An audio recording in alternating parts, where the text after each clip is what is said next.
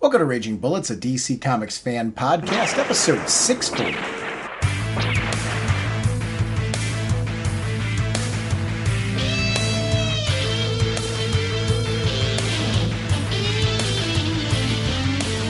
Welcome to Raging Bullets. I'm Sean Whalen, drnorge, and I'm joined as always by my co-host Jim, the sensei of the whatnot, the Duke of the Sultan of Strategery, the indestructible bridge-defying, is now recruiting for his own 8th tribe of Amazons that will be based in the back room of a local IHOP near you, and the elder statesman of the podcast, Segulin. How's it going, hey? Jim, on this episode, we're going to be talking about Amazon's Historia, Book 2. We're also going to be talking about Earth Prime issue number 1. We are sponsored, as always, by DCB Service and InStockTrades.com. Mr. Segulin, what is going on over at DCBService.com? We have the new 4-issue limited series, Nubia, Queen of the Amazons, is issue 1, 40%, $239. And we've got a 6-issue mini on Poison Ivy, issue number 1, also 40% off, only $239. Thank you, DCBS. Over at InStockTrades.com, I want to shout out a couple of top sellers that have been out there that I think are really important books. First one is Gotham Central Omnibus, the 2022 edition hardcover. This is a $99.99 book regularly, 42% off, only $57.99. Ed Brubaker, Greg Rucka, Michael Lark on art. It's incredible. If you've never read Gotham Central, you really need to check this book out. Similar vein, Absolute Swamp Thing by Alan Moore, Volume 3, hardcover. $99.99 regularly, 40% off again, $57.99. This is top-tier work. I mean, this stuff is literature. These are books that if you have not read these, get them at a discount. Thank you, DCB Service and InStockTrades.com, for continuing to support our show. I also want to shout out the exhibit, Superheroes, Orphans Origins, 125 years in comics. This is going to be in the UK from April 1st to August 22nd, 2022. For more information, go to foundlingmuseum.org.uk, and you'll find great details about this amazing exhibit that's going on. I think it's just great. Actually funny, we reference museums a little bit later in the episode, and this is an exhibit that I want to see if there's a way I can go to it, because it just looks really, really cool. Mr. Segulin, what kind of a podcast are we? Raging Bullets is a spoiler podcast. We go in-depth into plot lines, story twists, and whatnot of the comics we're discussing on today's show. So if you read the books, you may want to come back later so you can better enjoy the show.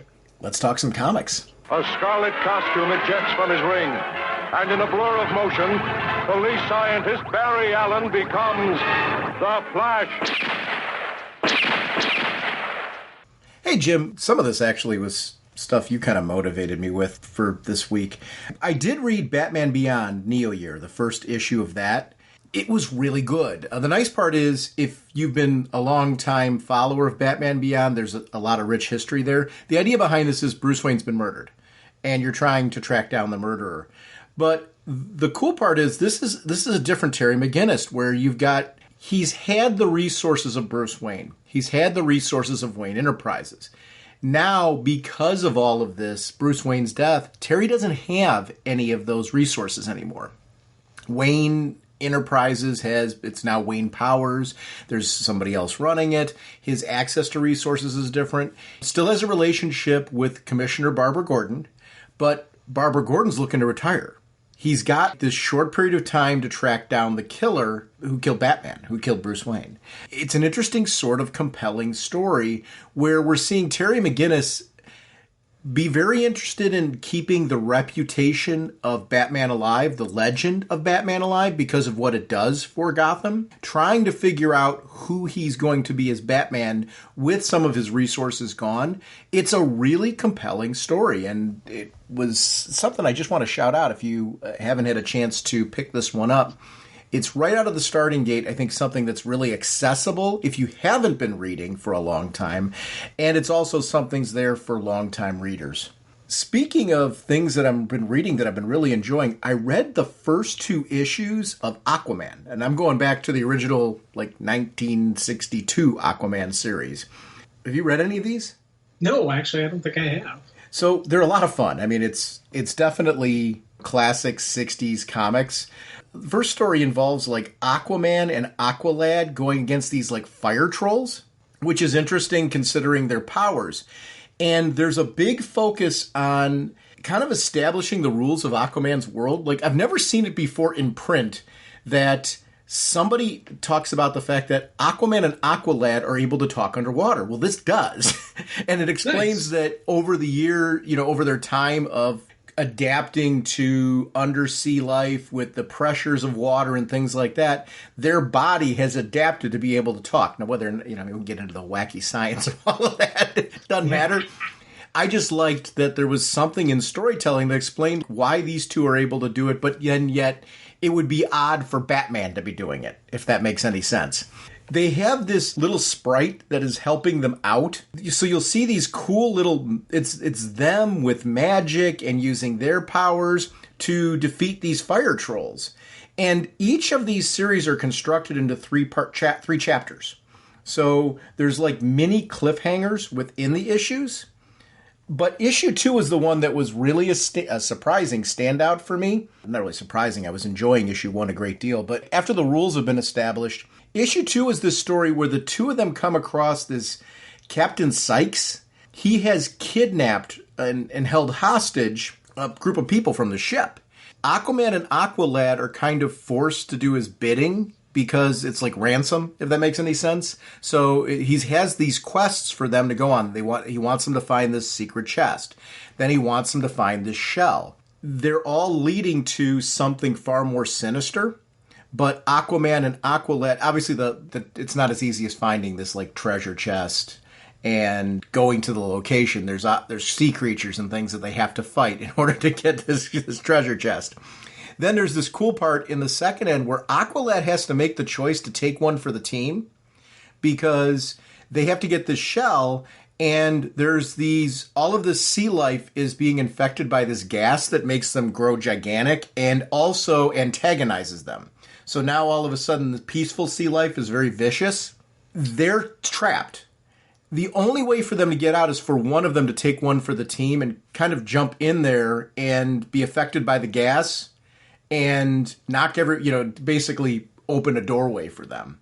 So Aqualad goes and takes one for the team and does this, knowing that Aquaman then will be able to take advantage of the situation and make things happen.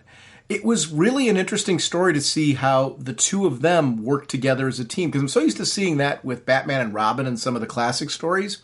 I haven't read a lot with Aquaman and Aqualad, and also seeing them function together in the unique undersea world, where you're not dealing with the rules of Gotham. You're not dealing with the rules of Flash and Kid Flash in Central City. It's a very different sort of story that takes advantage of basically working in the undersea kingdom. The pencil work's done by Nick Cardy and Henry Boltinoff. And apologies for any name butchery there. Henry Boltinoff also, it looks like, was part of the writing team, but there's a script by Jack Miller. I'm actually want to do some more research to find out like how this behind the scenes worked out, because I know Paul Norris was credited for creating Aquaman, but obviously that predates that, and it's likely when Aquaman was in backup stories and things before he got his own book. But this is the first time I've read these issues, and I really enjoyed them. I'm reading these exclusively on the DC app. I don't own them in that capacity. And where I say you motivated me, you were talking about the fact like you're trying to make sure you're getting some value out of having the app. And I just dove for these. I'm like, I don't own them, and I've always wanted to read more of them.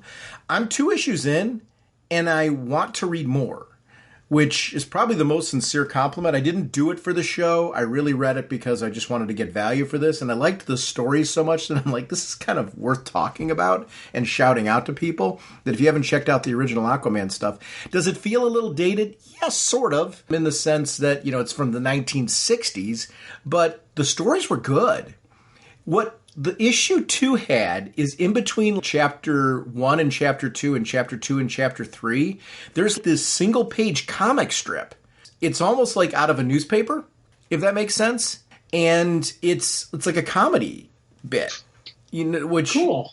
Yeah, I mean, so it was, I thought for a second there, I'm like, did I make a mistake or something? Because the ads aren't in there. But this is, and I appreciate the authenticity of putting these in, because they're not part of the Aquaman story, but clearly they were used in between to maybe mix it up a little bit in the book.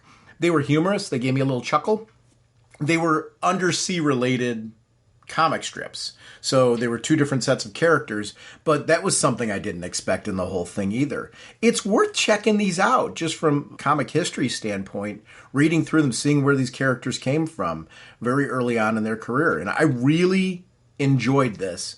And I'm going to keep going on for issue 3 and 4. I'll probably jump back and talk about this some more down the road, just how much I'm enjoying it. I think what's going to be an interesting thing is, am I going to keep going or am I going to drop off at some point?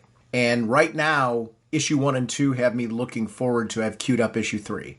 So far, it's doing what a good comic book should do. It's making me want to read more and follow along. And these are done-in-one stories so far, where issue 1 and 2 were not connected, but you can tell there's like a loose progression. Their relationship's getting stronger and all that, but there's not this overarching 5 or, we're very used to like 4 and 5 issue arcs nowadays in order to complete a story. This is like all 3 chapters are contained in a single issue. And I get why. The idea was you don't know, is a reader going to be able to get the issues? We're very used to the fact that the comic's not available. We can go pick it up digitally. We can go pick it up at a comic shop. It's very easy for us now to grab issues when we miss them. And this day it wasn't. So I appreciated what they were doing here in the storytelling. And we were getting these mini 3 episode arcs in a singleton issue. Really good stuff. I don't know how much of the older material you've been looking at, but this. I don't normally jump back to the 60s. So I enjoy Silver Age material, but it's not something that's a go-to for me. This I liked. I'm singling it out because that's not usually my era. I usually jump back to the 70s, a lot of the stuff from when I was growing up that I missed because I'm trying to fill in the blanks of my reading from my childhood. And this is a rare treat for me. Yeah, I've been avoiding the 60s era. And again, it's not I'm not going to do that, anything against it. I've been more focusing on the early stuff, the golden age stuff, just because those books are so dramatically different than what we're reading now. Who Superman is back then, who Batman was, and just like, those are the ones I've been focusing on more than, the 60s. But I think I've read some Flash from that period. I'm pretty sure I have, because I did a deep dive on Flash. That was the last really big deep dive I did in the older books, and I was enjoying a lot of the Flash stuff. That was kind of cool.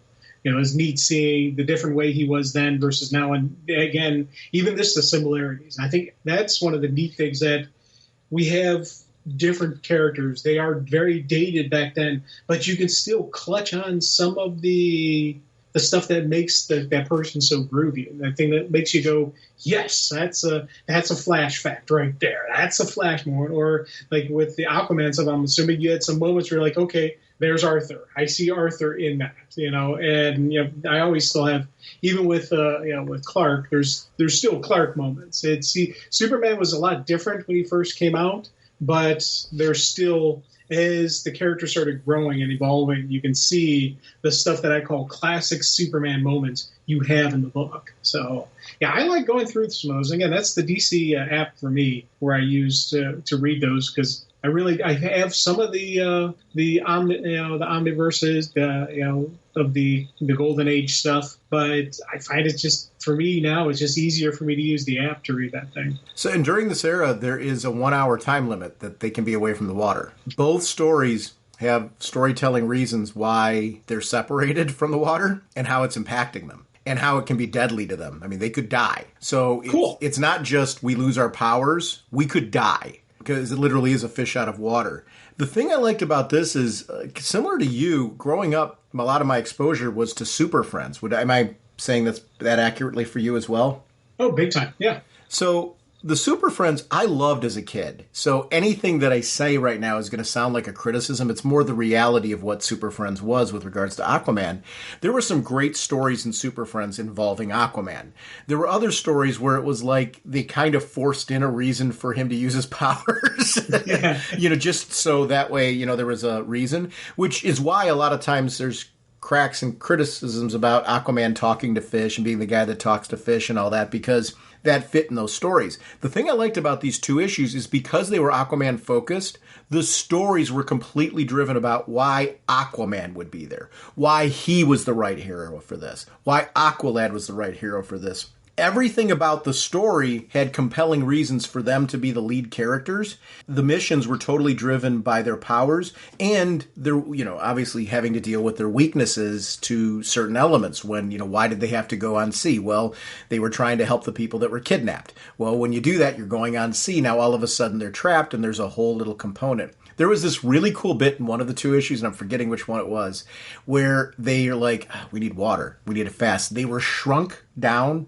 to miniature size, and they didn't know if they needed help to start growing again, or meaning if they needed to undo what happened to them, or how long they were going to be miniature. But what happens is, because they were so small and you're ant-like, the idea of getting to the sea is not going to happen because you're too tiny. Those distances now that might have been shorter before are vast. And I love that they played off the fact that they were shrunk down, and that distance now becomes an enemy of theirs. They find this car with a radiator, and they put all of the remaining energy, because they're clicking down to the wire, it's almost the hour, into opening this radiator. And the reason why the car was stalled and stuck there is because the radiator was empty.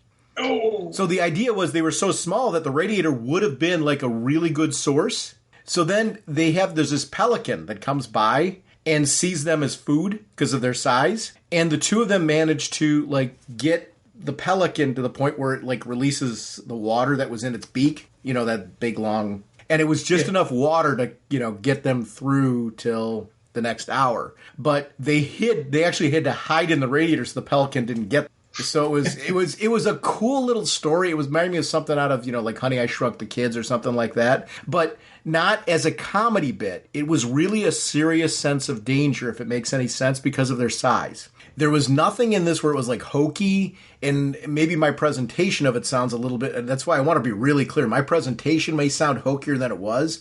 I actually thought both of these issues felt very, they were filled with danger, and they were filled with suspense, and I was drawn into them. And the only thing that felt dated about it was perhaps, the 60s sensibilities maybe was in there. I'm really having a tough time saying too much about how it felt dated, because that wasn't really an overarching thing for me. The story overtook that quickly. That says a lot when you can go, okay, this clearly was many years ago. The story is drawing me, and I want to follow these characters. And felt like an animated series, actually. So I wanted to watch the next episode. And this is what I was hoping for with the app. And I don't often have this experience where I start binge reading. I read those 2 issues back to back. I see myself reading issue 3, 4, and maybe 5 back to back. They're great nighttime reads. And if you're looking for something to check out the original Aquaman series from 1962. It's all of it's available on the app, which is real. So I think I'm going to plow through this one and keep going. I'm not going to force myself to, but I certainly am very, very interested in reading this one. Hey, did you hear that? I guess there's going to be a live action version of Wonder Twins. I did hear that. I'm excited. Yeah, I was just at breakfast with my sister, and she's like, "Hey, I heard they're doing this," and pulled it up on her phone, and the guy who plays from Riverdale, who plays Archie, is going to be Jan. No, Zan. Yeah, Jan's the other one. Sorry, Jaina's the other one. Right, and that is the actress for that one is going to be from the that 1833. It's the Yellowstone prequel series. Yeah, which was terrific. Yeah, so I'm like, man, that's going to be. I'm curious to see what they is do it the girl? Is it the character? Is it the lead girl from 1883? I honestly don't know. I've never seen 1883, so I don't know. I just know she's from there. I don't know who else it would be, but if it's her, because she was she would be the right age, considering that they're using the guy from Riverdale, which is here's the thing: the guy who plays Archie on Riverdale is tremendous. 1883 the whole cast was tremendous. So honestly, if they pulled somebody from 1883 to be Jaina, yay, thumbs up. That miniseries was out of this world. So yeah, count me. That's the great thing about these.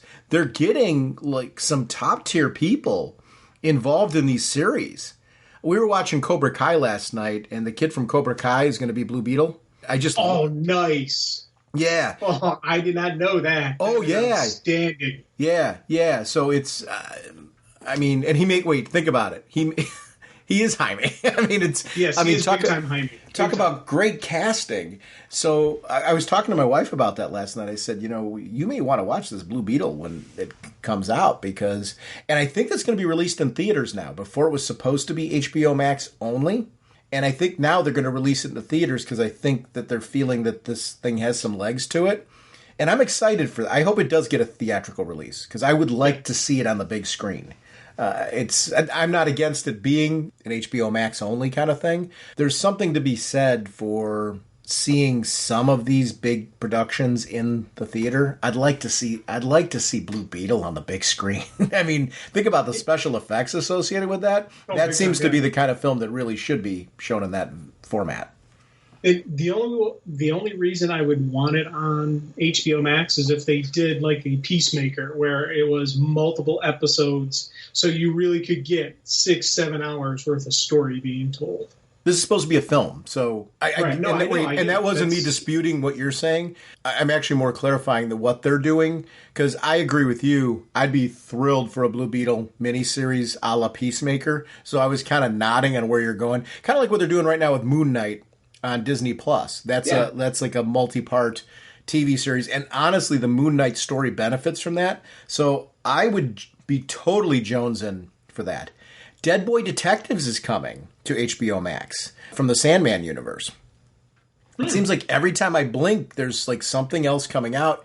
I'm glad to see HBO Max and DC tapping into some unique properties where, looking at things like Blue Beetle, so that way they're being competitive, but then looking at things like Dead Boy Detectives that you're like, you're not going to see this coming out of Marvel Studios because they don't have it. That's not a knock. Marvel Studios has a lot of unique properties that they've been putting out that are different. Like, look at WandaVision. You're not going to really get a WandaVision out of the DC universe, but it made sense coming out of Disney Plus and was phenomenal. Dead Boy Detectives being on HBO Max, I can't wait to see that. I hope that they do it justice. So far, everything's been going great. I just like the idea that we've got some unique properties that are starting to see the light. I think you and I talked a few years ago how our big worry was that everything was going to go to being about Superman, Batman, and Wonder Woman. The thing I love is we're getting lots of Superman, Batman, and Wonder Woman, and we're getting all this other cool stuff. Yes. Like, it's a smorgasbord.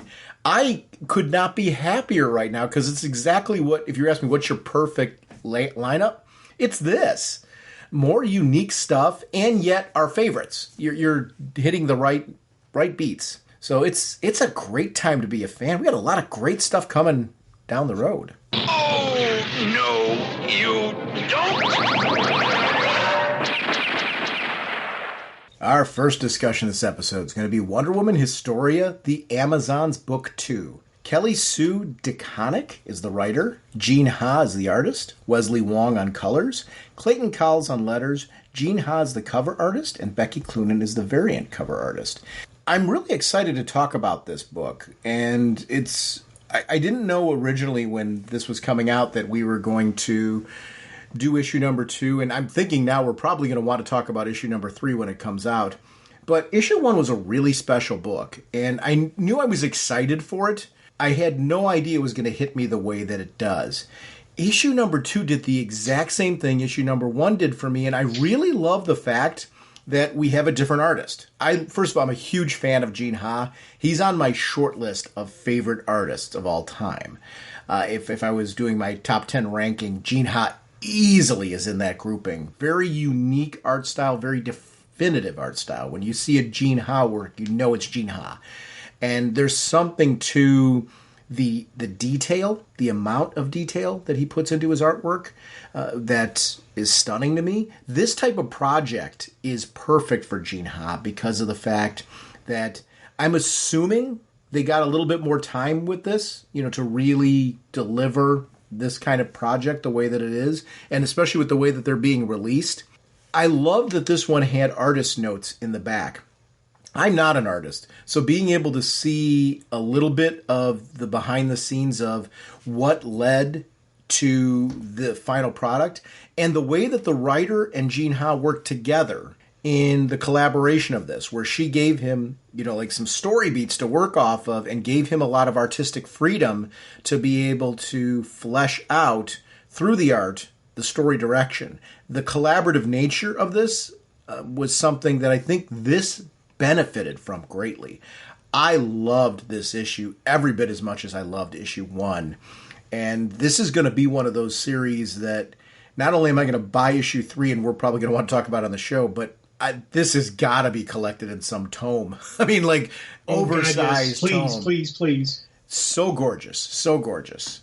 Yeah, and I'll tell you, I loved, just like right along with you, how I loved Jean Ha's artwork. And I thought it was really cool because this and the prior book, it's not like they fit. Two different artists, but it fits each of their art styles and the look and the feel. That same when we first started, when we read issue 1, we were like, oh my God, this is amazing. And then I'm reading this one, oh my God, this is amazing. So they're doing a brilliant job with, even though it's a different team, it still looks amazing. Yeah, that's a great way to put it, Jim. The thing that I really love about this too is we got Fan Expo Cleveland coming up, and it's going to be the first Fan Expo in Cleveland. They took over our Wizard World convention here. We've mentioned it previously on the podcast. I'm excited to break out my sketchbooks that I have, and this reminds me, I had a commission done by Jean Ha that's sitting. It's framed in my office at work. So sitting's not the right word. I had him do a Jack Knight Starman for me years ago. That experience of and I am encouraging all of our listeners, if you have an opportunity to go to a convention, meet a favorite artist, get a commission done, or even nowadays, I think through the internet, it's so much easier to be able to reach out to artists who are taking commissions, where you can book a commission and have them do some work for you. Our own friend of the show, Freddie Williams II, takes commissions over the internet, and it's great to see artists doing that. If you have not had that experience of having some of your favorite artists do some work for you, do yourself a favor and get that done. There's something about having that personal piece that's yours, and that personal connection, and knowing that they put that personal touch on it for you. And if you can do it at a convention where you get an opportunity to sit down and talk to the artist, there's nothing cooler. I mean, it's just really nothing cooler. So I can't. I'm looking at my wall right now in the office where I'm recording, and Jamal Igle was actually the first one I ever did that with. When he was on Firestorm years ago, and I'm looking at, he did a version of Firestorm for me, and oh, is it good looking. Next to it's a Scott McDaniel Batgirl, and then I had Steve Bryant from Athena Voltaire do a Batman and Barbara Gordon Batgirl, and I've got that framed up there. And I'm looking at these, and I'm like, these were all very personal experiences that I was able to be a part of. And it's something to do at conventions. If you've never done this, if you kind of walk through Artist Alley and pick up product, which is great, you definitely want to do that. It's a great way to find out about new books and things. But also pay attention at the table if they're taking convention sketches. If they're doing that, and do yourself a favor, get yourself on the slate for some of your favorite artists. It's a cool thing to do. I have a sketchbook that I take with me, and I haven't done this in a few years, and I didn't do it when the Wizard World convention was coming to Cleveland. I'm kicking myself. I'm like, why wasn't I doing that? So I'm going to break them out this time around and see who's doing it in Artist Alley and really participate in that. And this motivated me for that because of the fact that I have a Jean Ha piece. So that's why it's relevant to this discussion. And it's funny because my first commission piece I ever got was also Jamal Igle. Mine was Nightwing beating up Hawkman. Well, and here's the thing about fiction. No, I love Nightwing, so it's kind of an interesting one where I can't even make that joke because I don't know, that would be a heck of a battle.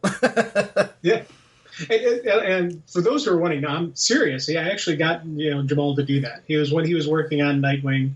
It was Chicago, the Wizard World, Chicago, and when I initially told him that, he looked at me funny. And I'm like, Sean's favorite character is Hawkman. He goes, oh, okay. And he immediately was all in on it. And it looked great. I mean, Again, fiction, but it looked great.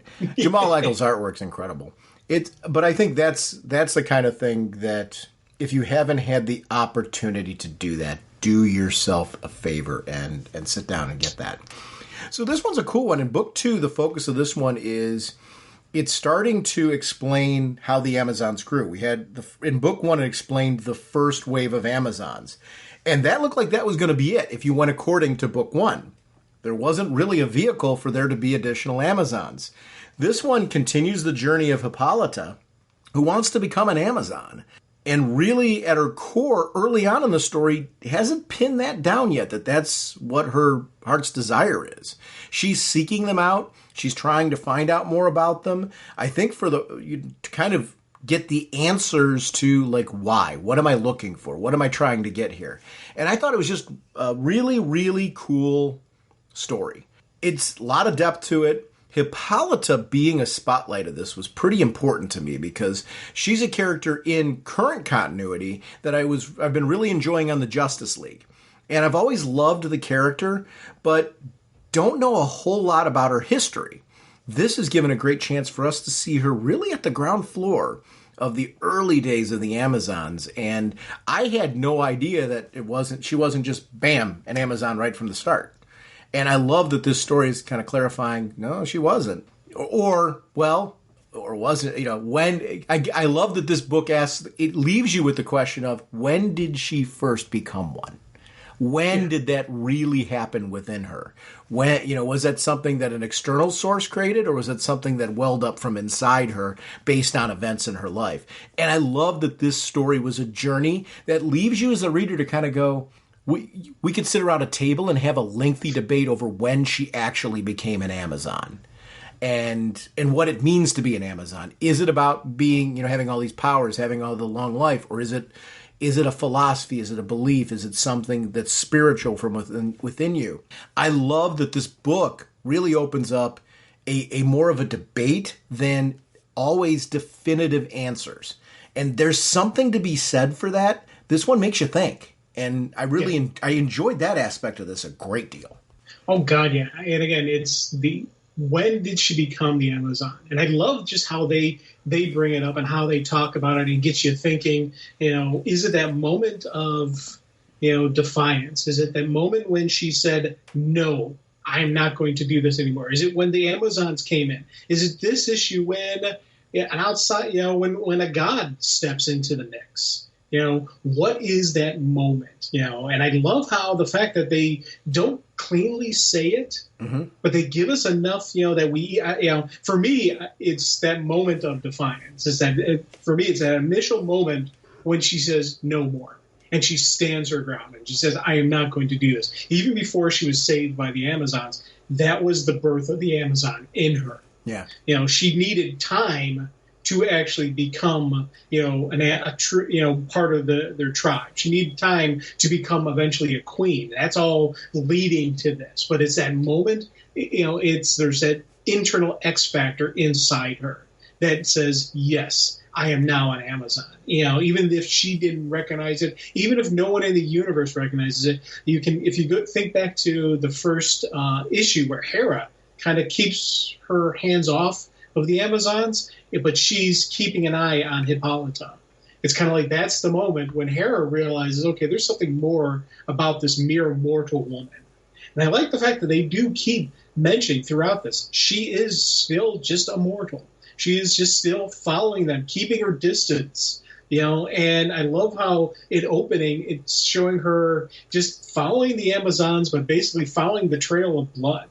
And gathering what she needs from the dead that's left from surviving, and she's just developing her own skills and her own style and her own presence. She's not that timid person she was before. She is growing. But one of the things I noticed in this, and it was something in my art read through, in every one of those scenes, there's a bird somewhere looking on, and the significance of that is, of course, Hera.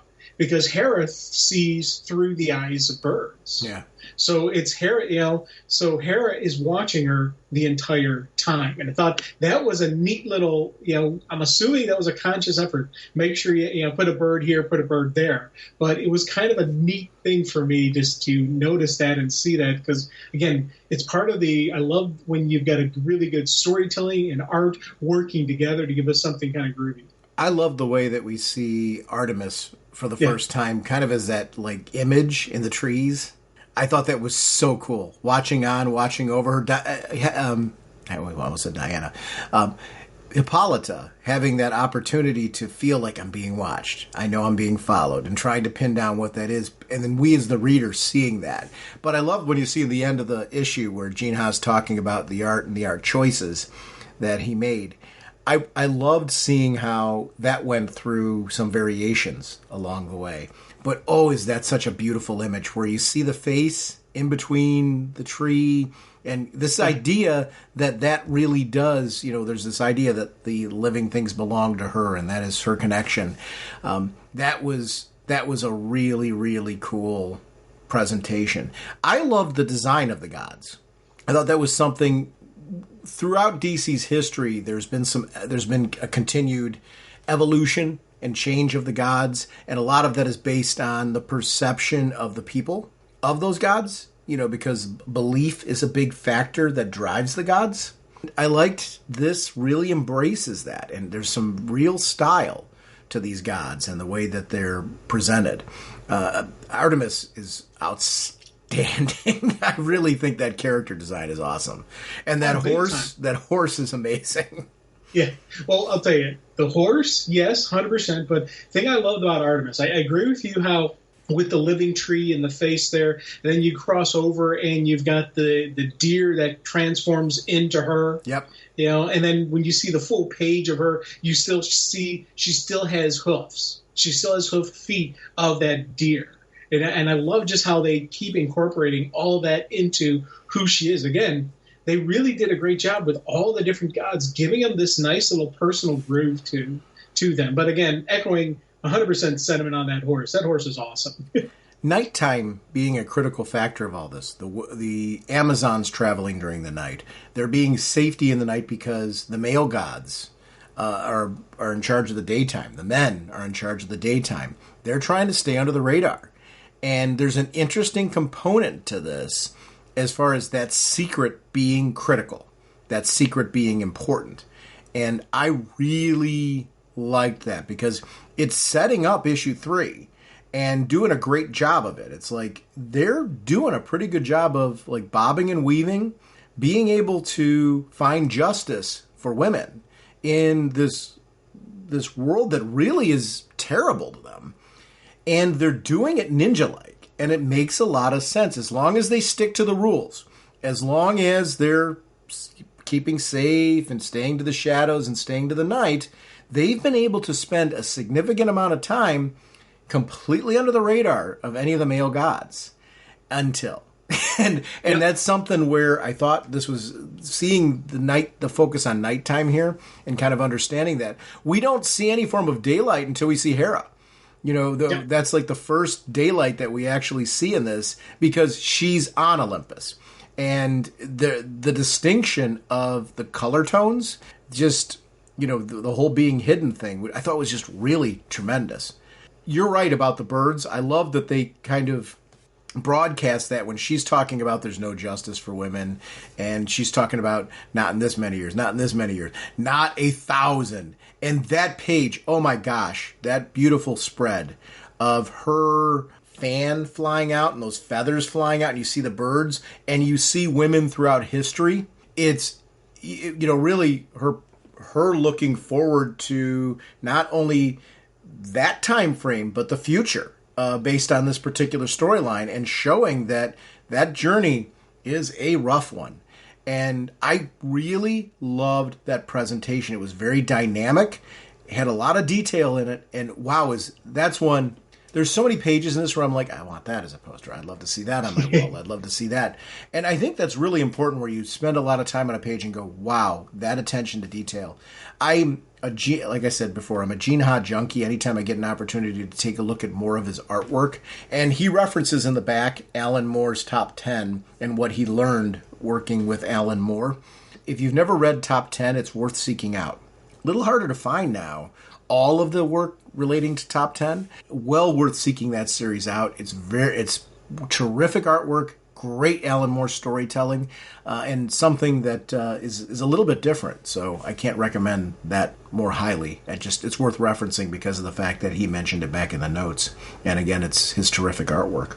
Oh, God, yeah. Yeah, and I'll tell you, it's one of the neat things, as you said, where Hera just lashing out about the treatment of women. Because it's, again, these female gods are getting away with what they're doing because, the Amazons are getting away with what they're doing because of the nighttime, because they're hidden from the male gods. And I do love that Hera sees all, truly sees all. She's seeing the daylight and the dark because she's paying attention to it.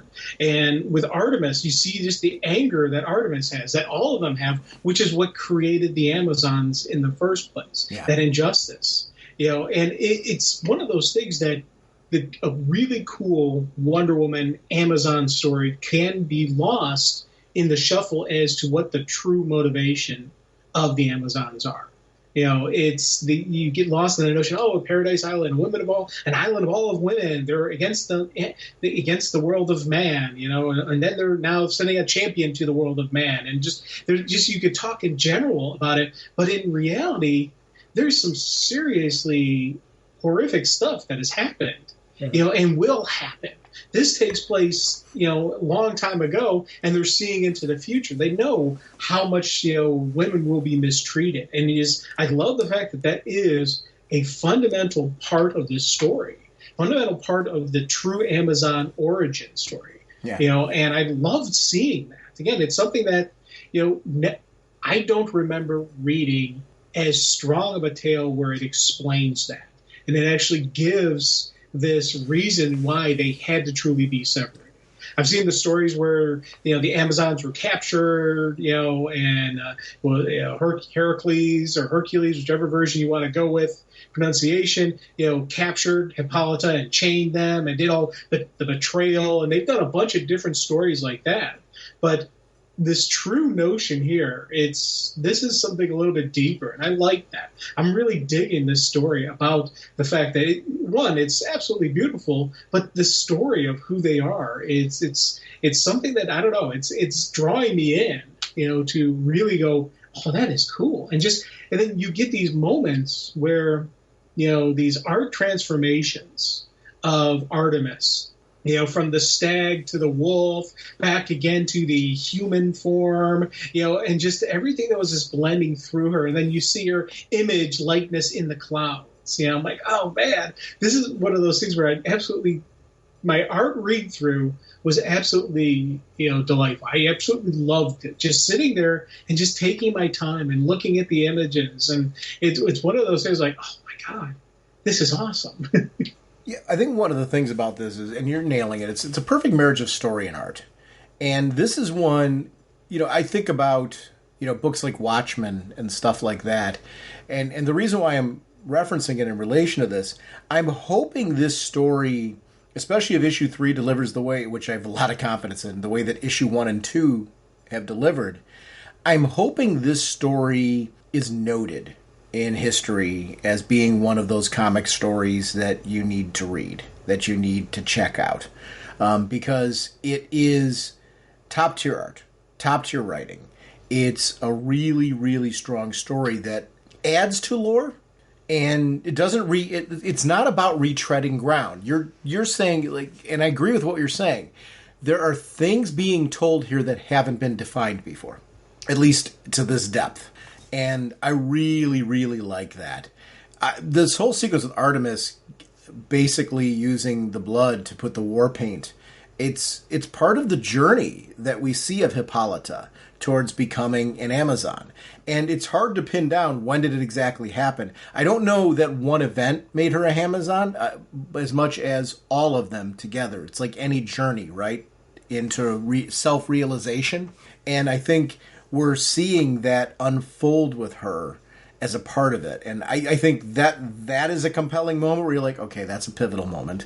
If you're like spelling out the word Amazon for Hippolyta, this is definitely one of the letters in that moment. Yeah. And I loved that sequence. I thought it was just a really cool sequence. Slavers take their wares to market on the road to Ephidna tonight. Find them and the Amazons will find you. And she's trying to help her on her quest. And this takes her to this moment where she's inserting herself into a situation that is very dangerous for her. If the Amazons aren't there, her alone, she's in some pretty big trouble if they realize who she is and that she doesn't belong there. I loved how she's in the middle of what she knows is going to be an event. She's telling the girl, you're not alone. You have other, your other sisters here, things like that. We see when the Amazons attack. And I love that is stealth-like. We see them coming. You just see the red representing them, and everything is very quick. It's under the cover of the night. They do a great job of sticking to the rules. We're tribes that are making a statement against this injustice, but we're doing it undercover. We are, justice isn't always...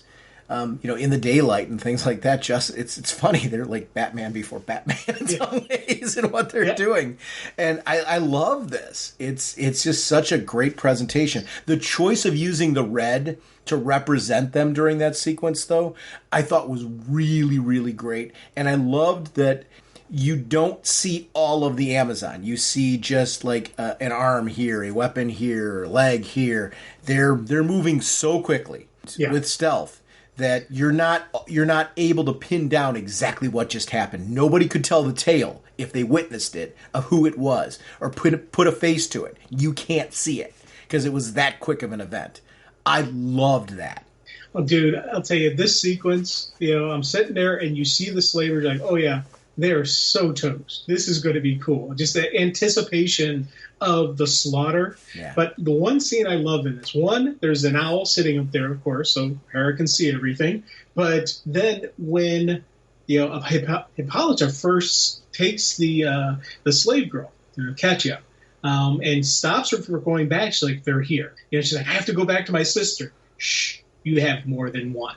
And I love that right there, the birth of the notion they're all sisters. And I'm like, yes, there we go. We're going to have some more Amazons. And as soon as I was reading this, I was like, this is awesome. I love this. And again, as the story develops, we see exactly that. Hippolyta says, no, you can't just sit there and do this and leave us. We got to be together. And I love just the notion of the growth of the Amazon stemming from these slave girls, stemming from the woman who will one day be their queen. I love just that concept and that notion. Again, like you, I love the violence. I love the beauty and the gracefulness of the chaos and the death and the carnage. It was absolutely brilliant. I loved this sequence just because on so many levels you've got a advancement of the story, you've got some cool death sequences of people who deserve to die, and then you've got these really cool Hippolyta moments. I love when she calls them out. She's like, my name is Hippolyta. You found me on the edge of a blade. You killed my captors and fled, but I followed you. Antiope of the Amazons, show yourself. I loved her just having that thing to stand up and call them out on it. It was awesome. Yeah, and I think that's one of the things where her calling them out, I think, was terrific. It was, you wanted to see that moment. This was part of her quest and her journey, and we got to go on that journey. When they finally reveal themselves, the thing that I loved was being able to see the visual of the tribe and how the tribe represents their respective god. So you get to see each tribe has their own unique visual. We know that there's 6 tribes, soon to be a 7th. I didn't know how they were going to get... You knew that the idea was that they were going to eventually, these girls and Hippolyta were going to get folded into the Amazons. I didn't know what that was going to look like. And I so loved that there was that anticipation of what this was going to look like. It was something that really, really struck me.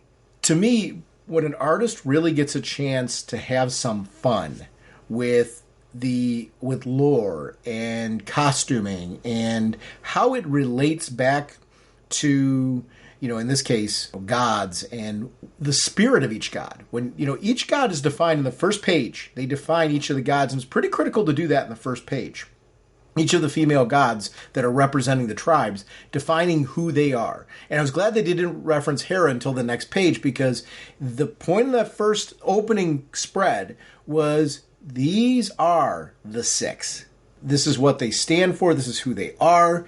We're going to give you a visual of them. It's important when you get to this page to recognize these tribes each have their own visual style, their own way of honoring and paying tribute to their respective god. Their philosophy, their motivation, and how they operate is driven by that too.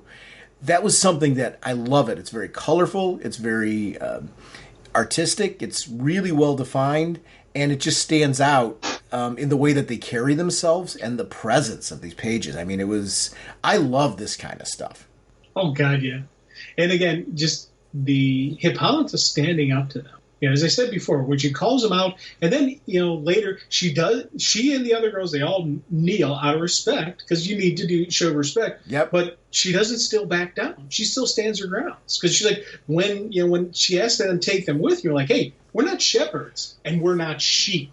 I love the fact that was the moment, and I loved how they did it in the art with the two just eyeballing each other, going, yeah, okay. There's a fire there. You can see the recognition of them, like, all right, let's give this a try. And I do love how this played out with, again, it's that respectful, but it is that firm. And it is that moment where they don't know exactly who they are. They're developing their growth. It's trying to figure out where they belong in the world. I love just, seeing this kind of stuff go on, and especially they really did a lot of, most of these sequences were done not as, thought balloons or anything like that, but the artwork, you can see just the look in people's eyes, and then the dialogue. And even after they free them, I love the moment she goes, "We're equals now, Hippolyta, rise." And I love that right there. You see that moment where the acceptance of them into the group as you are now one of us. I thought that, for me, was just a really cool moment. Sometimes showing respect can be interpreted as weakness. And I think in this scenario, it shows you how, if you're truly confident, you're able to do that. Where she was able to show respect to the other Amazons and yet really show to them, I'm strong enough, I belong here, but I respect your traditions, I respect what you stand for, I respect that you're leaders, and want to be respected accordingly, because what she's showing them is how ultimately she wants them to be treated, meaning her and these other girls. So she's giving them that respect, recognizing that they're deserving of it. There's a confidence to that, and sometimes people won't do that or won't show respect to other, leaders, it's always about, I've got to look more powerful, I've got to look stronger. You can look strong in being confident and respecting people for who they are and what they stand for. Sometimes there's something more, my opinion is sometimes people that have to shoulder up and keep showing that their dominance, that in itself is a weakness, because you don't have the confidence of knowing when you need to pare that back and show the respect that you also feel you deserve. I love that this demonstrated that, because I felt like she looked super strong, even though because she wasn't overdoing it. It was showing respect. It was a confident show of respect, an expectation of that same respect in return. There's something to be said for that, and I thought there's a distinction. This showed it, because she never looked weak in doing it. She looked respectful. There's a difference between weakness and respect, and I love that this showcased that difference. And it was done in the dialogue. It was done in the visuals. That distinction really stood out for me. It's just such a cool story. I know, man. And again, I love their usage of the art. Mm-hmm. Again, we said it once already, but I got to keep bringing it up just because of some of the non-verbal stuff. Yep. The sequencing where you show Hippolyta helping the young girl up on the horse, she's like, kind of scared. And then just that look of respect back and forth between her and the other Amazons. And then as they're driving on the trail, you see the god faces in the trees. You see them in the sky, in the cloud, watching them. Hera, you see, Artemis, there in with the stag built into the rock that disappears into the bird, just all the little subtle art changes in the backdrop and in the background story stuff. This was one of those really cool things that, as I said, I always do an art read-through. And my art read-through on this one really was focused on seeing these little slight transformations in the background. Slight transformations, especially knowing that the one's Artemis and the one's Hera are probably watching them. And just the little transmorphing from the stag into the rock, into the bird flying off was, I think, over 2 panels was absolutely beautiful. And then going into further how they hide during the daylight. They travel by night, always by night. By day they may camp, hide their wagons, disguise with branches, make it look like a bush, completely, conceal themselves during the daylight. And I like the fact that we eventually learn by the end why they have to do this. But just the fact that as the story is going on, it's like, you're sitting there going, this is really cool story. I'm absolutely loving this story being told. I am too. I really liked the idea of, too, that the kids felt like they couldn't say goodnight, and we got to come up with something that makes more sense. And they're struggling with this idea of having to live in the darkness, that you can't, now your daytime is really your nighttime. You're sleeping during the day, hiding out during the day. Mm-hmm. And Hippolyta pointing out, it's hard for us all. Something about it feels dishonest. And she's starting to look at that piece and trying to figure it all out and what they're trying to do. That's something that really was interesting to me. Seeing them in that twilight, or where you get to see that the sun going down and Hippolyta looking at it over the hill, there's something super cool about all that. Or watching, I guess, the sunrise. I guess I should say, because that's not really the sunset. That'd be the sunrise, right? Yeah, that she's watching. And, that's the sunrise. Yeah, gorgeous sequence there. Kind of so. It's almost like her reflecting on what they're all kind of giving up right now in stepping aside and in going down this path, but also what they're trying to, they're on this quest to gain answers. They're on this quest to find an appropriate future. There's a quest for belonging, too, that's there, that it all stands out. It's just really, really neat. And the question of tribes starts to come up, where this is the perfect time for them to know that there's multiple tribes and for them to ask the question as far as, where do we fit in all this? What tribe are we? You see why it leads to this ultimate idea of them forming a 7th tribe. They don't fit into any of those. Yet they really do respect all of the gods, and they respect all of the tribes that came before them. They're almost like this embodiment of, you 6 tribes put this whole thing together. We're kind of the end result of it. You've become this symbol. You've become something more. We talk about Batman being a symbol, right? Superman many times being a symbol. In the case of this, it's these gods and then these tribes that have become a symbol for the women. It's almost as they start trying to figure out what is our home going to be? Where are we going to, what are we going to become? You get why this would lead to Themyscira eventually being a thing, right? They're going to eventually need a place where they can be safe and they don't have to always hide in the shadows. It's, even though Themyscira could be argued as its own kind of hiding, they need a home, and they don't have that right now. That's why wondering where they go at night is pretty critical. Where do you go? More importantly, it's strange to say it, but more importantly, where do we go? Because you can't live like this. This is not living. For them. I'm not saying the tribes, but for this group, this 7th tribe that's forming, that is not living. They can't, that's not sustainable. It's just surviving. It's not living. It's not thriving. It's not, you're alive, but it's not life. It's not, you can sit there and, you're breathing, you're up and about and everything's great, but there's got to be more to it. And I think that, and it was neat because that was really Hippolyta's argument for them taking them with them, because you freed us, but what's next? We're sold as slaves, or we are sent to a brothel, or we have no true life and no true meaning. And that was the initial birth of it. And I love the fact that initially the Amazons are saying, okay, we'll divvy them up among the different tribes and this and that, and it was them who stood up and said no. Again, it was Hippolyta and her Amazons who said no, we'll be the seventh tribe. Will represent all the goddesses, not just the one. And I thought, for me, that was like this really cool moment. And once again, it was Hippolyta standing up. Hippolyta showing her strength, but also the others, Amazons, showing the strength.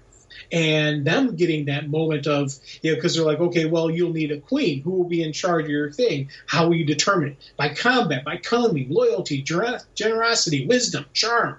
And it wasn't Hippolyta who steps up, but the other ones say, no, the seventh tribe will choose by consensus. Yeah. We will choose our queen. And I love that moment.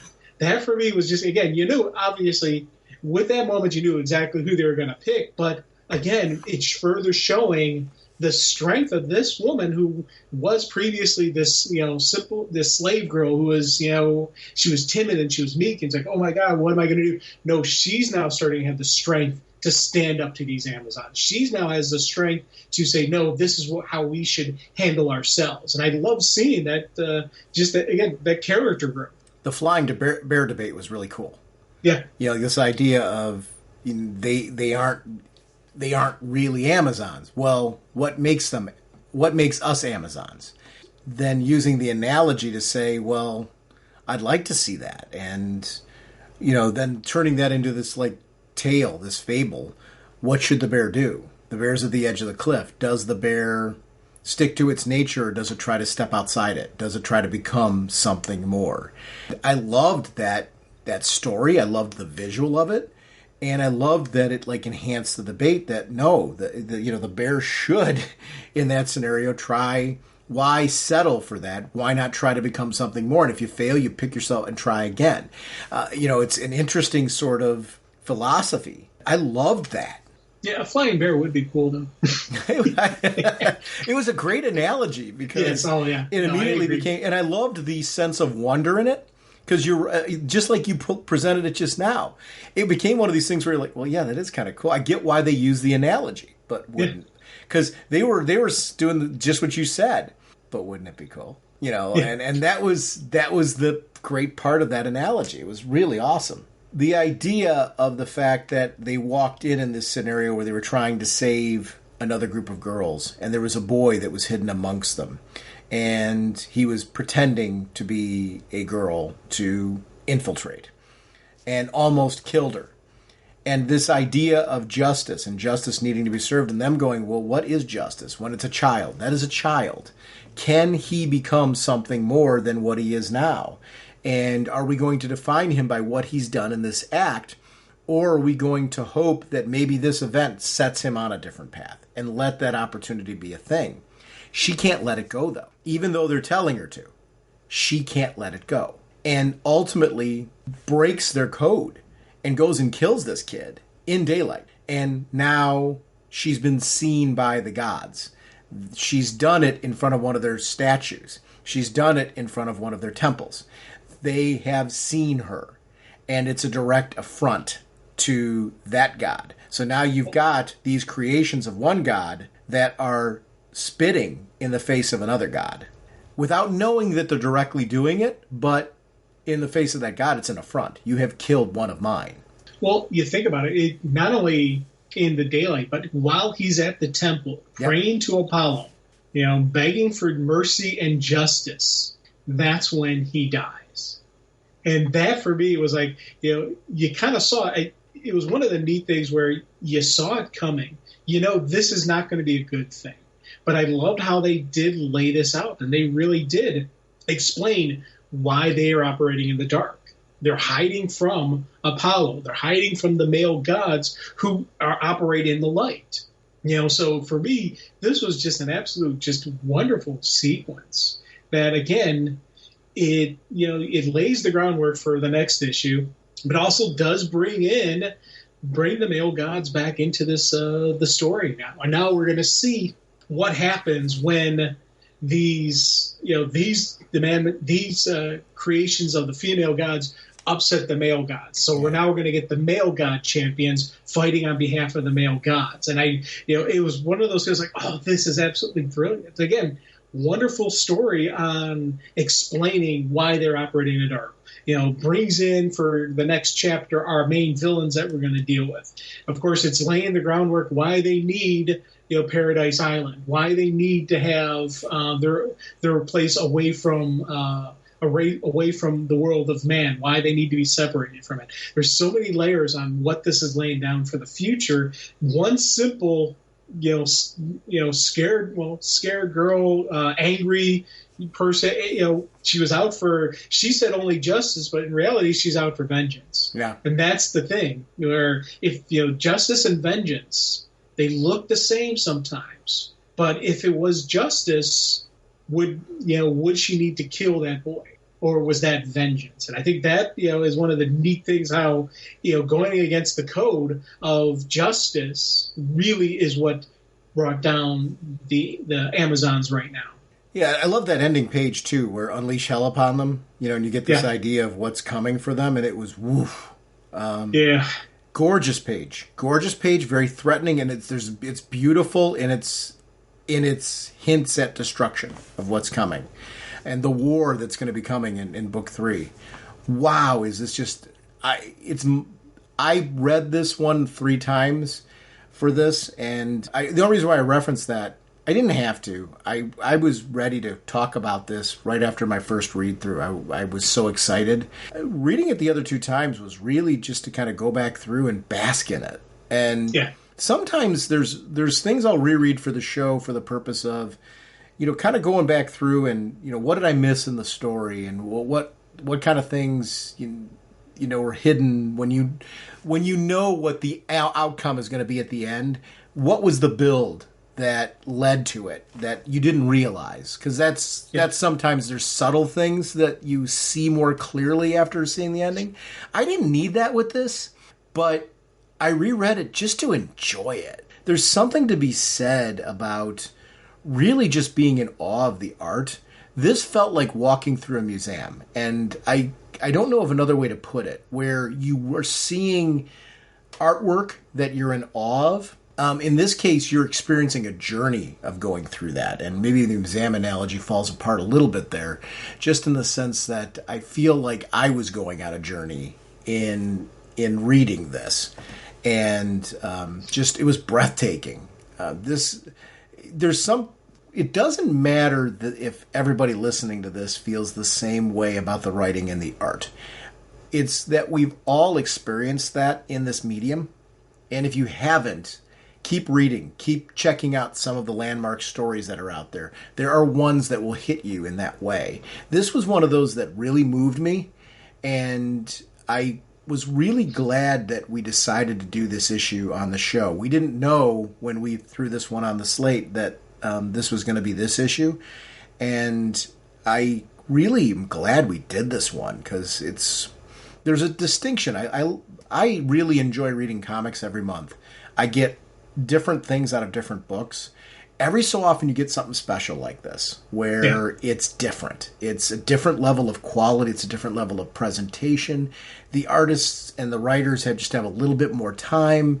There's a different level of collaboration. And you get that special piece where you're like, this feels like a piece. It feels like a masterpiece. It feels like something different. This is one that I'm very protective of, and boy, do I hope this one... We're in a different era of comics right now, where the readership is not the same as it was, and stories like this need to be landmarked. They need to be. This needs to be something that 10 years from now people are talking about. This is something that falls in the category of like your Kingdom Comes and books like that, where this should have multiple releases, multiple anniversary collections of like books like that are, for the story and for the art, are remembered. Marvels would be another book, that I think of in recent years. That's what's getting a little older now. But these are stories that kind of stand up. That, like, I think growing up, have been stories that all of a sudden have made an interesting mark because of what they've done visually or in the unique presentation. This is one that I just hope has that kind of gets that kind of reaction, because it certainly deserves it.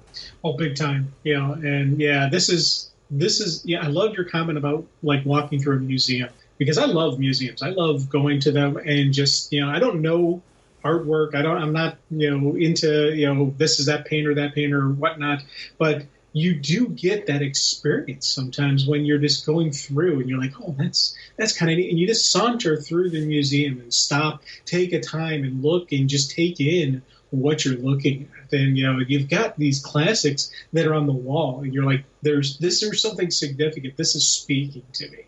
This book kind of has that going through it. I've got my 3 reads I do on every book. First read through, art read through, and then the follow-up read through that's, just kind of like all-encompassing.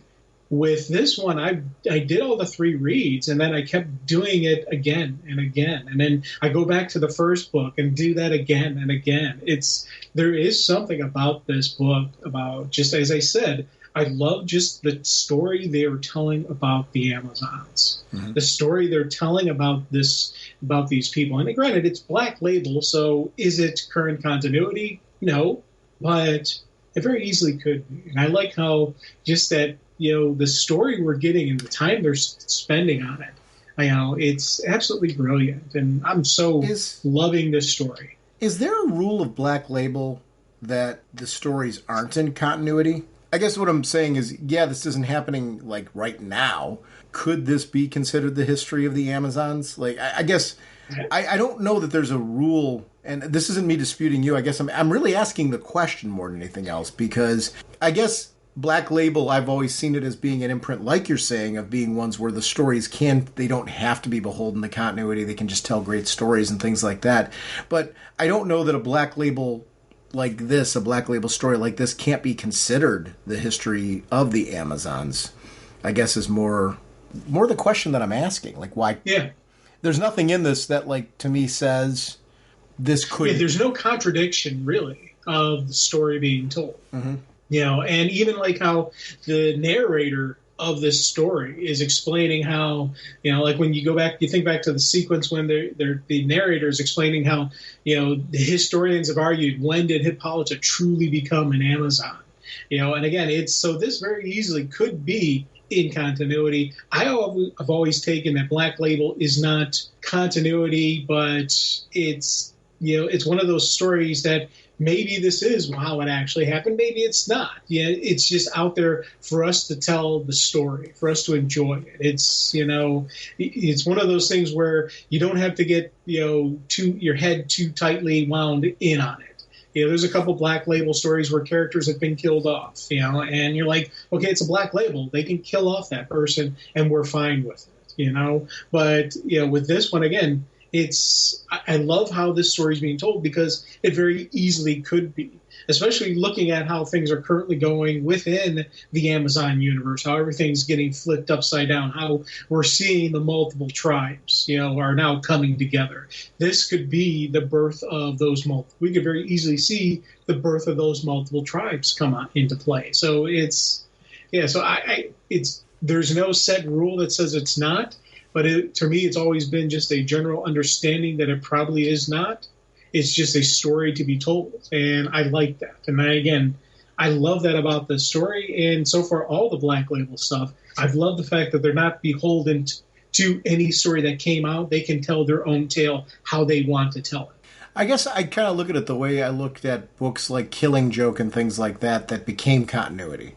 I don't know that it was like some of those stories were originally intended to be continuity, because writers liked them and started pulling from the lore of them. They became continuity. I could see this becoming continuity. Yes, me too. Very easily. And I guess what I secretly hope for is that it becomes it, because I really feel like there's nothing that this does that contradicts anything that I've ever read. It more clarifies, explains, and expands upon that. And I think it's something that's cool. I like the idea of Black Label maybe not having being beholden to rules, like it can or it has to be continuity, it doesn't have to be, or it has to be out of continuity, I guess is what I'm saying. Because I look at this and go, oh, this is a perfectly good story that if for some reason there's a rule in Black Label that it can't be continuity, maybe we should change and break that rule. Because this book is that good. It's interesting. It's this was a good one. You won't get away from me this time, Buster. Our next discussion is on Earth Prime, Batwoman, Flesh and Mud. The writers are Natalie Abrams and Kelly Larson. Artist is Clayton Henry. Colors, Marcello Maiolo. And letters are Tom Napolitano. Kim Jacinto on covers. Nino Munez on photo variant cover. Andrew Marino is editor. Katie Kubert is senior editor. Kim Roberto and Richard Flores, special thanks. And apologies to Nate for butchering on what I did, obviously. Sorry. So this Earth Prime miniseries is going to be kind of cool because every issue focuses on a different series, but it looks like there's an interconnecting plot thread that's going on here, which is interesting. This is also a great example of how to use editor's notes, because if you're reading this either are current with the TV or are not current with the TV, it brings you up to speed on the events that you may need to know or placement of this particular miniseries in where television's currently at. They do a pretty good job of giving you most of what you need here. There were a couple spots where I'm watching and I was like, oh, so how does this relate? And they did a really good job, I think, in storytelling of taking you through that and trying to bring you up to speed. I'm very interested in, because I know you're not current with Batwoman, right? Oh, big time. I am so not current that, it was funny. I had no idea who these people were. I had no idea what was going on overarching story. All I had was what was in front of me. I'll tell you right now, I enjoyed the read. It was a good story. It was cool. I caught on to what's going on by the end. That opening page where they say this issue takes place after season 3, episode 7, it's funny. My first read through, I missed that. I don't know how I missed it on the first read through, but I did. I caught it on my art read through because I take a more detailed look and the different panels, and I'm like, oh wow, that thing up there, that would have been really nice to know when I first read it, And I figured out pretty much all the stuff that played there. I still don't really know who Mary is. That's, kind of I don't know her connection to Ryan or any of that stuff. So I'm Mary not 100% is, certain on wait, that. But you watched, hold on, hang on. Okay. You watched Batwoman with Kate Kane, though, right? Yes. Yes. So I know who Mary's the half-sister. Remember Kate's family? There was a half-sister. Oh, okay. That's Mary. Oh, yeah. Oh, okay. So you actually know more of the characters than you think you do. Alrighty. Okay, yeah, I was not placing her. I didn't connect her as being Mary. Okay. Right, so that's Mary. So, I mean, but you didn't... Now, I know who... Okay. Oh, neat. Now, again, that's kind of cool. All right. But on the side note, though, it was funny because I was able to read this, enjoy the story. So this is a solid story on its own, and it gave you enough of the connecting pieces that, I didn't feel like, that was a waste of my time. When I read this through, I was like, oh, that's cool. Then, as I said, the second art read through, I saw that. I'm like, oh, okay. Most of that I had figured out in the context of the story. So the story itself, not including that little square panel, still did a good job telling me what I needed to know to understand the story being told. And again, it's a neat story. I like Clayface. I like how when the villain is portrayed, and I always do air quotes around the word villain just because I always feel bad for Clayface, and especially this version of Clayface, I really feel bad for the kid because he's being picked on by the cool kids, and I want to see Clayface smash these people. Like, I'm rooting for the bad guy on this one. I'm rooting for Tanner. Go for it. And I loved how you really could get behind this character. You can understand who this kid is, and you could root for him to smash these high school kids. I was like, that's kind of neat. And I should clarify, I said half-sister. It's actually stepsister because of the marriage that happened, so I'm wrong. Mary's not a half-sister. She's a stepsister. This story was interesting because there's 2 stories in this, and both of them have a slightly different placement in when they happened as far as Batwoman continuity. It's really important for this to do exactly what you're talking about. Tell a great story, because even if you're current on the TV show, this happened in the past now of the TV show. Not far in the past, but the show has moved on since then. And it's important for this to be like a really good story set in that world. I'm glad they're doing this. I think this is a great idea. I've always loved television tie-ins, especially when they're well done like this. I think it's a great way to remind comic fans, if they maybe aren't watching the shows, that these shows exist and that the characters are definitely worth, investing in. But it's also, I like more story. So I'm enjoying these shows. I'm enjoying Batwoman in particular. Anytime you can give me an additional Batwoman story or flesh out some stuff that happened like off camera, I'm a big fan of that. And this did a really great job of that. It was great to see the Batmobile there.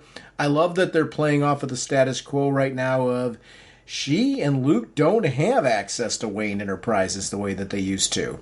And that's caused a major change in the dynamic. It's a major change in resources. Things all of a sudden, like, a Batarang being left behind is a problem. Any equipment being left behind is a problem because they don't have access to the same resources that they would have had before from Bruce's empire. And the idea that the person behind the scenes that's doing that is her real brother. What we know about her real mother existing is a very cool piece. I love that this is a Clayface story. The way that they used the Clayface being a trophy. Batman's known for collecting trophies or mementos or even things that are dangerous, that can't be left in the hands of others. Those trophies now, the idea of the quest of these trophies and trying to, that being something that Batwoman is responsible for bringing to Renee Montoya and ultimately the mayor, is something that, I need to get this taken care of so that way I can kind of break away from this relationship and what I'm currently having to do for them. I want to close this chapter, is something that's interesting. But this leading to this overarching story, that's Magog, right? Is that how you took that? Oh, dude, 100%. And that was kind of a neat thing because that was something I was going to ask you, was Magog in the TV universe? Because I haven't seen him. Well, the only show I'm current on is the Superman and Lois. That's the only one I'm even remotely current on. So I haven't seen him there. So I don't know if this is something that they're doing in the TV show or if this is going to be in the comic book itself. Next issue is Superman and Lois. Cool. This is a story that is being crafted for this comic, but yet is supposed to be happening off panel. So what I don't know is the end result of this going to be something that leads into something that's happening on TV, or is it going to be something that remains independent? I don't know. I would think we'll have to see when this 6-issue series wraps up. Like, is this meant to be a contained piece, or is it something that is going to be a supplemental piece to what's coming in the future? I don't know. Yeah. Well, and I'm hoping that this leads to Magog in the TV series, and actually in the show. But since he wasn't there already, I'm assuming he's just going to remain in the comic book universe, in the comic book part of this. So that's my guess on what they're going to do, but I don't know. And again, as I said, this is a cool story on its own.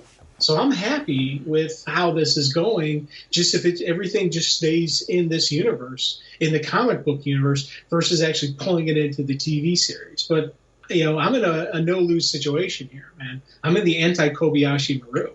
The anti-Kobayashi Maru? Yeah, the anti. It's a no-lose instead of a no-win. That's funny. I amuse myself. Well, it's funny. I recently watched, because they released the motion picture director's edition, but the remastered 4K version of it, and then they're going to release it in theaters. I watched that, and then I just recently watched the director's cut of Star Trek 2, so the Kobayashi Maru thing is very timely for me. The fact that I'm starting to watch the rest of them because of the fact that Shatner's going to be at the Fan Expo, so I'm like, kind of like, let me have a Shatner Fest right now, just building up for Fan Expo. But this story, it's interesting. I'm wondering if the end wrap-up of this is going to be something that this is a contained story, but is leading to maybe teaser to a future crossover between the shows. Because they haven't done like a major crossover between the shows in a bit. I don't know they need to force one right now. I like the direction the shows are going, but I wouldn't mind at some point in time this building to another... planned crossover. Massive event, yeah. Yeah. That one will be tough on me if they do it, because as I said, I am so far behind on all the other shows. Do you have to... I don't know what I would do, whether I would just stick to the one show I'm watching and, the one show I'm caught up on and watching actively, or would I try to watch the other ones just to get the full story. It all depends on if it's the Magog story. I probably would do the other. I would probably watch them, even though I have no idea, none of the lead-in stuff to it. I would just see where it goes. Yeah, I think they do a good job with keeping those crossovers where you can watch the individual episodes of each show that are in the crossover and get a complete story. I've done that before. I've had to get caught up on a show where they've done one of these DC crossovers, and I've watched the crossover and then gotten caught up on the show, if that makes any sense. Mm-hmm. And it's been a great viewing experience. The writing is really solid, and they find a way of being accessible, I think, to all types of viewers. I don't know if that's leading to that aspect. I really liked the relationship between Ryan and Luke in this. The casting of both is terrific. I think she has become an excellent Batwoman. That's a hard thing to do when you're not recasting her as the same character, because they wrapped up the Kate Kane storyline in this. They did a really good job they actually did recast Kate Kane for the purpose of wrapping up Kate's storyline and kind of handing off the baton. But Ryan has become a character that I've really grown to enjoy. So you haven't seen her, if I'm correct, have you seen her as Batwoman?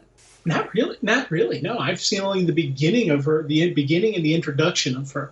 I didn't see any of the Return of Kate Kane, any of the current stuff. As I said, obviously I didn't know anything about the Poison Ivy and Mary and all that stuff. And I'll be honest, I completely forgot that was Mary's name. For whatever reason, I was thinking Lucy was the sister's name. And I don't remember why. I don't know why that was popping in my head. Because you're watching Superman and Lois. That's why. Yeah, it's probably the confusion I'm getting. Yeah. But so I am so far out of the loop on her as Batwoman, and all the stuff that happened with her mom, her brother, all of that stuff. Completely had no notion of that. So again, it was kind of neat, to go through this, and again. The story, she's an outstanding character. And this is a great story. And the other one that threw me big time was Lena Luthor being in this as a good guy. The last I saw of her, she was still a villain. Did you watch the rest of Supergirl? No. Oh, geez, you really are behind. I'm way behind. So I don't know any of the ending story. And there's like in one of the sequences, they show the Daily Planet where, Supergirl reveals her secret identity. I'm like, I didn't know she revealed her identity to the world. I'm like, oh, cool. So there's a lot of stuff that I did not know going into this book. So and as I'm reading it, so again, when Lena Luthor first introduced, I'm like, ooh, gonna have a villain. Like, wait, she actually looks like, she's the good guy? And I'm expecting the swerve. I'm reading the whole issue, expecting the swerve. I'm like, oh no, she's actually a good guy. Okay, so she did a face turn. Cool. Well, and then as I'm going through, I saw the thing where Kara, reveals, her secret identity. I'm like, oh, they did a whole truth story. Nice. I'm like, and again, I'm just, I never had a chance I had time, but I make time on the stories and try to figure out what I'm going to watch and whatnot. I've got a whole list of things I need to watch. Supergirl, again, is another one that I'm way far behind. Batwoman, I'd love to get caught up on and actually, probably, I think I'd have to restart the the one season over again just because there's so much I've forgotten about it. So I don't know. I gotta start figuring out how I'm going to do this. Now, Sophie, who appears in this, Sophie, you remember, was you may not remember, that was Kate's girlfriend. Remember from the first season? The police officer? Yeah. Okay, yes. So that's Sophie. I remember that. So, and that one I had to do a double take on just because the artwork looked a little different than the actress from the TV show. So I'm like, Sophie, is that who I think it is? And I actually ended up Googling it just to see it. I'm like, okay, that's who that was. Because I had to do that just for some placement. But other than that, I was pretty much at home with this. I was really curious to talk about this one with you, to see, especially knowing that you were behind on so many of the shows, like, would this be accessible to you? And would it be something that was enjoyable? Like, after reading the first issue of this, are you interested in the rest of the series? Like, are you going to read all of this? Oh, 100%. 100% I'm going to read the rest of the series. Because, again, as I said, this is a solid story. And, again, you add the ending with Magog. I was like, oh, okay, that's going to be kind of cool. I want to see this, So I'm 100% all in on this story, this series. And, again, it's one of those things where it gets me wanting to go back and find the time to watch the Batwoman stuff. Because, and again, also has me wanting to watch Supergirl and figuring and see, especially knowing that Lena Luthor does the face turn, like, hey, because I always liked her as a good guy. I always liked the fact that she was the honest Luthor. She was, her brother is the evil one, she's the good one, and I liked that, and I liked the dynamic of her and Kara, just being friends, and I always wanted those two to work things out and actually have a happy ending for a Luthor. So it's one of those things I was like, I want to see that, and I'm like, so this book has got me motivated to watch those shows as well. So the book did a solid job on telling a cool story, getting me interested in the next chapter, but also gets me interested in the outside world as well, the TV universe. Yeah, that's pretty important to find that right balance, too, because it needs to be a good story for everybody. I liked the idea of using some of Mr. Freeze's tech, explaining why she'd need Lena Luthor. She does not have access to that. But I like that Lena knows who she is, knows that and was assuming that that's who she was going to be encountering at Wayne. Then when she encountered the brother, her having an issue, and she's like, listen, I wanted to be working with you. Here's why I'm here. Here's how we can work together. What do you think? And I love that it's Lena's smarts that ends up giving her access to the kind of tech that she needs to stop Clayface. I thought that was really cool. It was a great use of having like a mini Supergirl crossover in all of this in a way that was very satisfying. I mean, we talked about on previous episodes before, TV tie-ins used to be like, TV and movie tie-ins used to be hit or miss.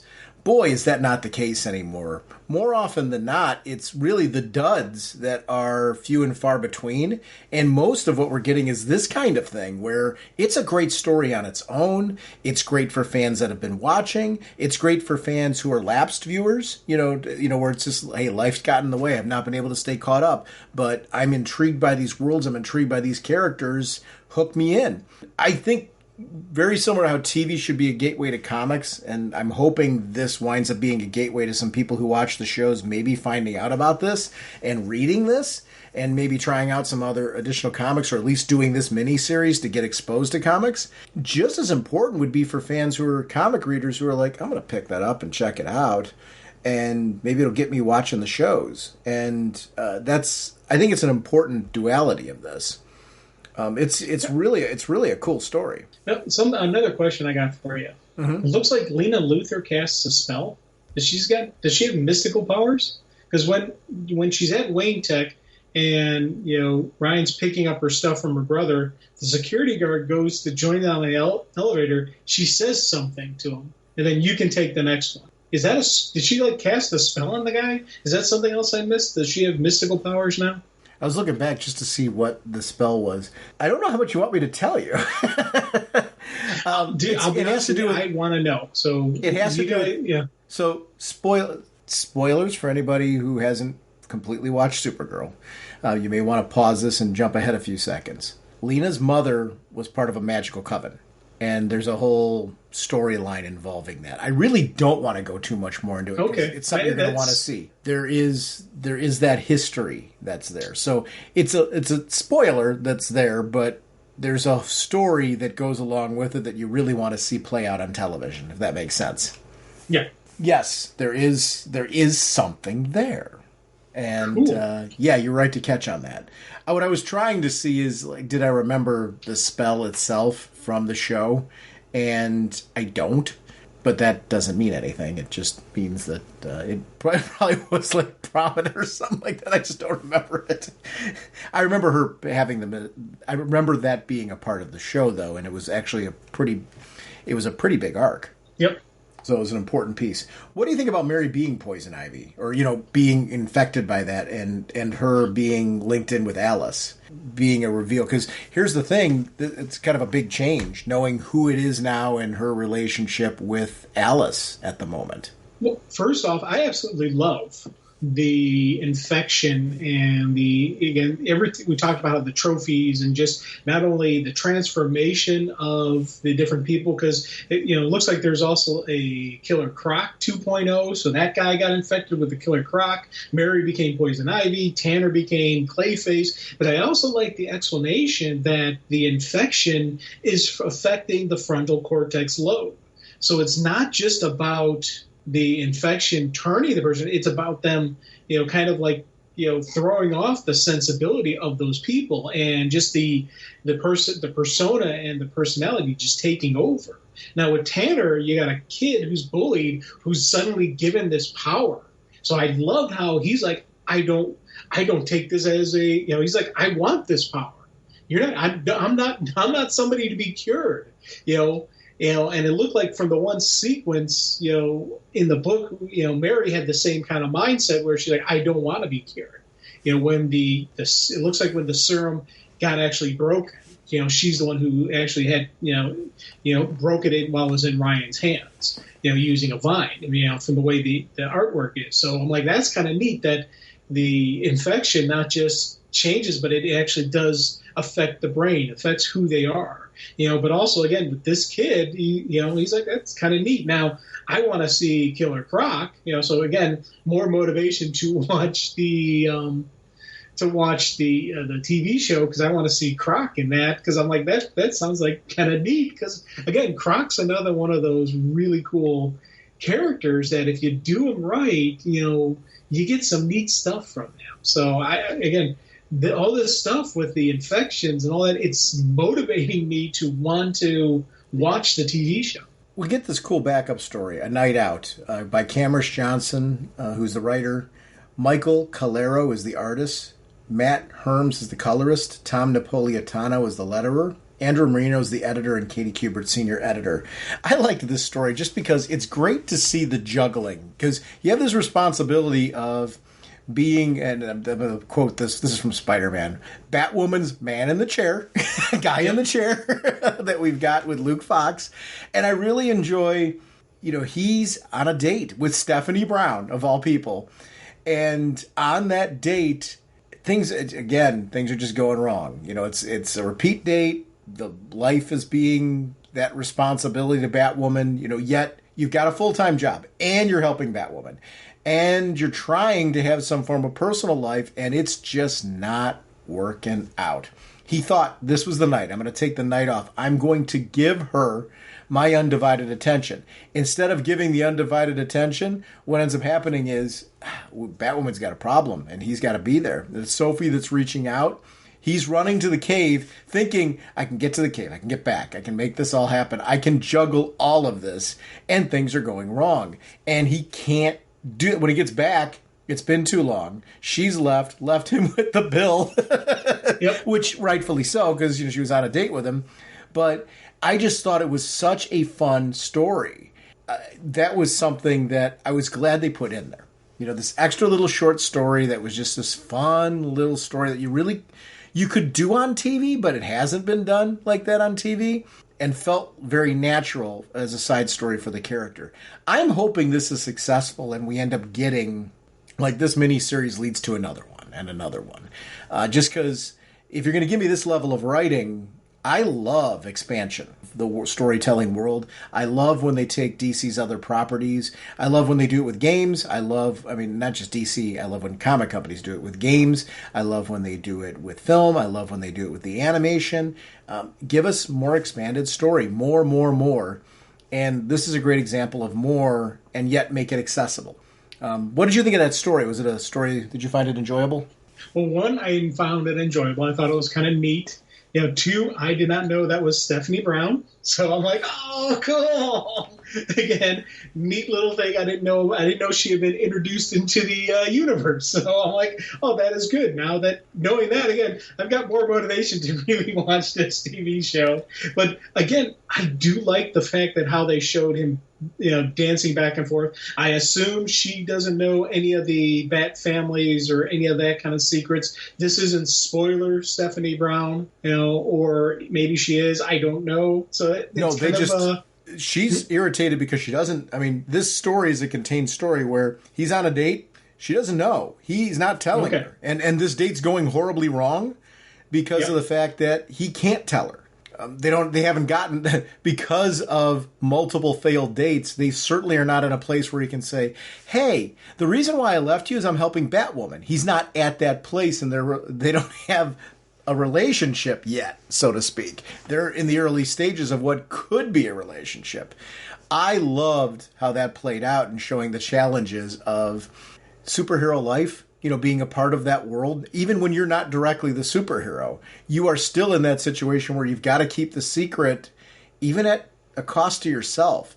And I thought that was a neat part of the story. Like, it showed consequences to being in that world where a lot of times it's like, as a kid, you've got this dream of, I want to be a superhero, and it's going to be all this cool stuff. You get to go fight crime, and you have all these superpowers or these gadgets, and you do all these cool things, and you have a cool car and all that. Yeah, but there's also the secret that you have to keep and the impact that it has on relationships, and who can you tell and when can you tell them, and how do you keep that circle of trust small?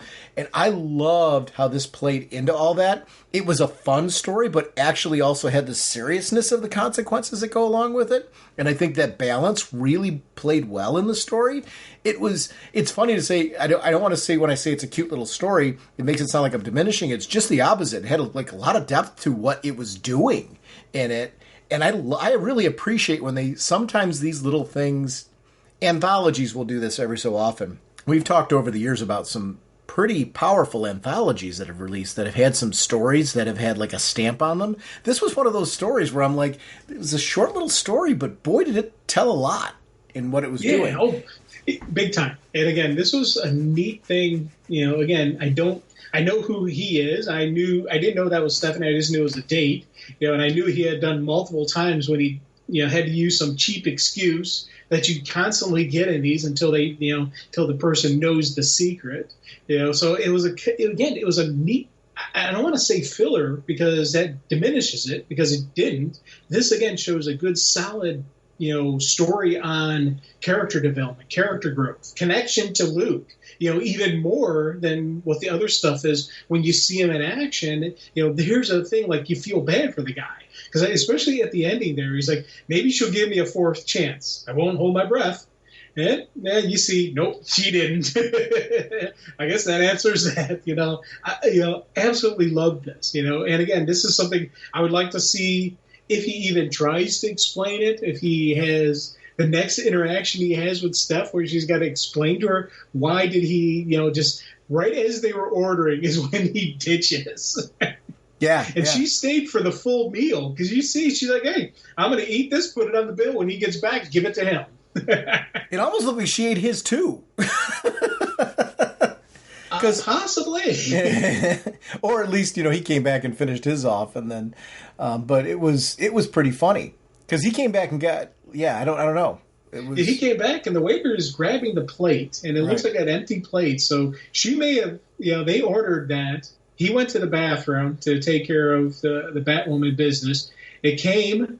He didn't come back, so she ate hers. Then she ate his, I think. And then, looks like there's a cup of coffee. So not only did she have the dinner, she had coffee and dessert.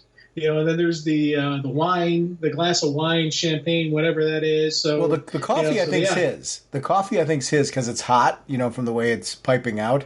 I think he came back because he says, sure, but I might just sit here a while longer if that's all right. I don't get out. You know what? Much. That's not coffee. I think that's the candle. Yeah. You're right. That's the candle. I think you're 100% correct. Yeah. Oh, you're right. So that's the candle burnt out. Yep.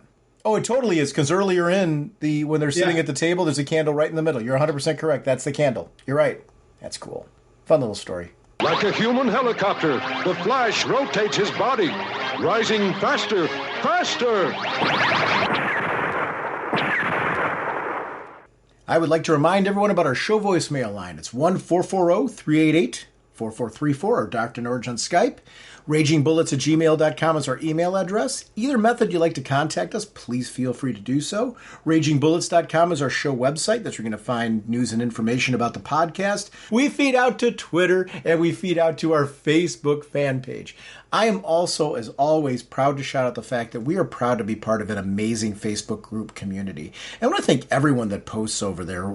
News, articles, commentary about different things that have come up in DC.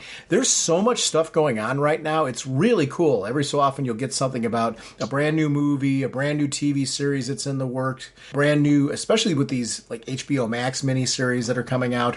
I really appreciate everyone who posts over there. I honestly go to that group first to find out information, mainly because people don't just post the articles, they post their reactions to it, why they're posting it, why they were moved to post it. And I think that's really cool. For me, I get a lot of value out of that. So I want to thank everyone that posts over there. There's something to that for me, and it's really important. The About Us section of our show website is how you connect with us on social media, gaming platforms. It's really, we want to connect with you in whatever way is best for you to connect with us. We are sponsored, as always, by DCB Service and InStockTrades.com. Jim, what's going on over at DCBService.com? We have Nubia, Queen of the Amazons, issue 1. It's 40% off, only $2.39. And we have Poison Ivy, issue number 1, 40% off, only $2.39. Thank you, DCBS. Over at InStockTrades.com, you're going to find their top sellers. That would be Gotham Central Omnibus Hardcover 2022 edition, $99.99 regularly, 42% off, only $57.99. As I mentioned before, actually, when we were talking about this Amazon's Historia, I'm hoping that book winds up being one of these. Absolute Swamp Thing by Alan Moore, hardcover volume 3, $99.99 regularly, 42% off, only $57.99. These are great deals on these amazing books that really fall into the same category and the same spirit of some of what we're talking about on this episode today. So I want to thank DCB Service and InStockTrades.com for continuing to support our show. Jim, our next episode, we're going to be back and we're going to talk about Justice League Incarnate. We're getting ready for Dark Crisis, and this is a mini-series I know that is leading into that event. So we're going to talk about Justice League Incarnate, and the following week we're going to be back and talking about the Justice League 75 event. We will see you next week. Bye! All right, you guys, are you ready to sing your song? I'd say we are. Yeah, let's sing it now. Okay, this should be fun. Now get ready for your cue. Okay, Sean? Okay. Okay, Jim? Jim? Jim! Raging Bullets time is here. We talk about what we hold dear. Comic books and TV shows. Superheroes and their clothes. Justice League and so much more. I just love Green Lantern Corps. We talk about the books we've read with spoilers straight ahead.